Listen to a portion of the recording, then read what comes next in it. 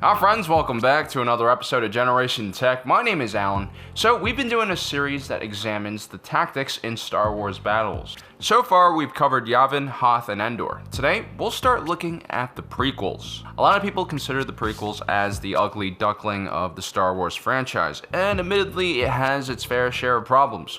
But if you delve deeper into the expanded universe content that surrounds it, it really helps us understand and appreciate the slow and brilliant takeover of the Galactic Republic by Palpatine and his master Darth Plagueis. It's a story of manipulation, political intrigue, and shadowy organizations, which I think is quite relatable to viewers today.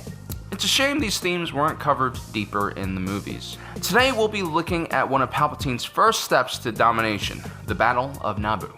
George Lucas is a man of repetition. He likens the similarities in all the Star Wars movies to stanzas that rhyme in a poem. Like the Battle of Endor, the Battle of the Great Plains was inspired by the Vietnam War. Lucas liked the idea of indigenous folks taking the fight to a foreign occupier. And of course, the battle in space above Naboo was inspired by the space battles of Yavin and Endor. And with repetition came a similar slew of mistakes from a tactical standpoint. The Trade Federation blockade of Naboo had escalated to a full-on invasion. Queen Amidala narrowly escaped capture and fled off planet, leading a government in exile on Coruscant. Similar to Charles de Gaulle, but less of a dick and much more attractive. Failing to appeal to the Galactic Senate for intervention, she's left with no other choice but to seek alternatives, which is quite realistic if you think about it. The Republic is a galactic government with endless amounts of representatives and special interests. It's like the UN times a million. With several Senate seats in the pockets of the Trade Federation, it was unlikely any sanction would have happened. And if any actions did happen, it would take several committees to determine how that happened, and that would go to more subcommittees. It would be a mess. Padme, out of desperation and a bit of manipulation, proposes a vote of no confidence for Supreme Chancellor Valorum, which leads to Palpatine gaining the position. Which is ironic, because Palpatine does become much more efficient at governing than Valorum, yet Padme still doesn't approve. I guess some girls just don't know what they want. The point is, her little maneuver in the Senate was pointless. It did very little to help Naboo.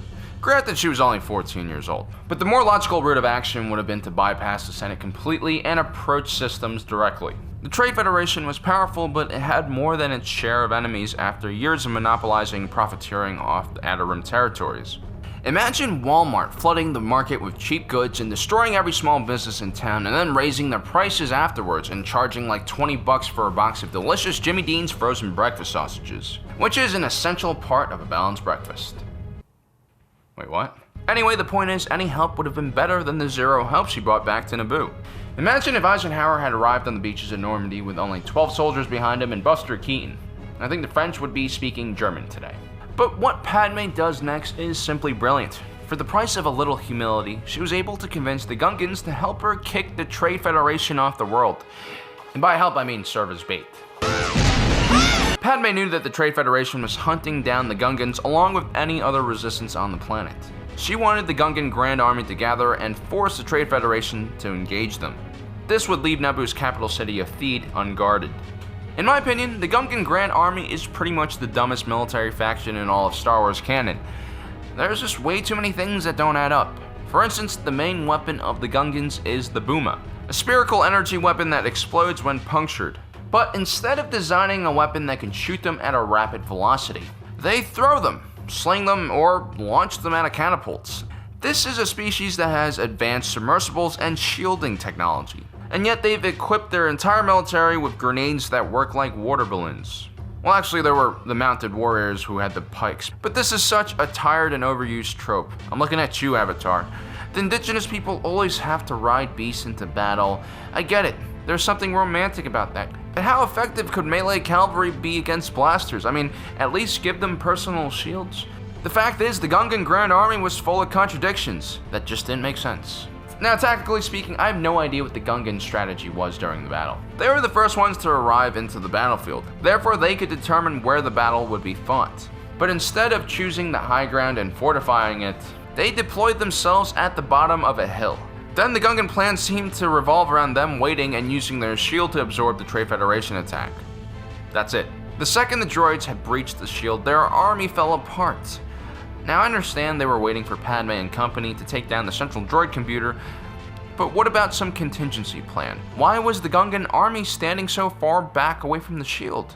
They should have just lined up along the perimeter of the shield, stepping out of its protection only to launch projectiles. Better yet, they could have just used the pikes to keep the battle droids from ever entering their protective circle.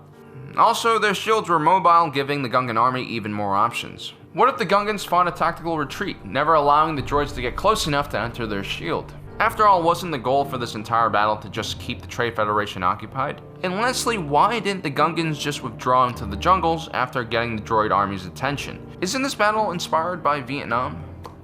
The grassy plain was probably one of the few places where the battle droids actually had an advantage. So why did the Gungans employ such a terrible strategy? Well, if Boss Nass wasn't at the battle, the ranking officer would be Bombad General Jar Jar Binks. Steady. I think that's one more point for the Jar Jar Sith Lord theory. Although the Trade Federation's strategy was more or less dictated by the Gungans' lack of one, they made a few small mistakes. After destroying the shield generator, they should have just withdrawn. Why engage primitives in hand-to-hand combat when you have blasters and they have hand-thrown bombs? It's also rarely a good idea to charge down a hill at your enemy. Just wait for them to come up to you, especially if they're only armed with terrible weapons. Also, once the shield was down, air support would have been perfect. I'm pretty sure none of the Gungans, besides maybe Darth Banks, could hit a vulture droid that was flying several hundred meters in the air. As for the space battle over Naboo, well, it's just as one-sided as the battle over Yavin 4. The Naboo Royal Space Fighter Corps is like the equivalent of the Coast Guard. Very capable at doing their job, which involves maritime patrolling and hunting down pirates, but woefully under-equipped to handle a real battle. What's crazy is the entire plan depended on these fighters being able to take down a gigantic ship. Padme's willing to bet a whole lot of Gungan lives on an impossible victory, and I'd go as far to argue that the Battle of Naboo helped create Anakin's less than charming cape-wearing alter ego Darth Vader. As we mentioned in our previous episode, Anakin had a borderline personality disorder, which was probably made worse by the fact that he was exposed to combat at the age of 9. This also probably gave him PTSD. Now, the other half of Padme's plan to storm the palace and kidnap Viceroy Gunray was a more sound idea. Neimoidians weren't exactly known for their courage, and placing a blaster to nuke Gunray's head would probably achieve the same results as sending a 9-year-old into a space battle. In many ways, episode 1 was a step back. In the original trilogy, at least you still had people using cover and stuff. There were contingency plans and proper military leaders in charge. The Battle of Naboo makes me appreciate battles like the one on Hoth that much more. A writer always needs to find a balance between creating a believable world and entertaining the audience. Star Wars always seems to falter when they begin forgetting about that balance. It also seems to falter when they become more interested in merchandising and reaching a new age demographic. Nonetheless, The Phantom Menace and the Battle of Naboo are an integral part of the Star Wars saga. For those of you who can't stand it, I highly recommend you read some expanded universe content. It'll definitely give you a deeper appreciation for the prequels. I'll link some books down below that are great starting points. Next time in this series, we'll be continuing on with the first Battle of Geonosis. Make sure you are subscribed to us, and don't forget to hit that notification button so you don't miss out on the rest of this series. And a special thanks to all you Patreon supporters out there. If you guys were 9 years old and I was going to a war zone, I'd leave you behind, because I'm responsible. Thanks for joining us. If you're watching this, you are Generation Tech.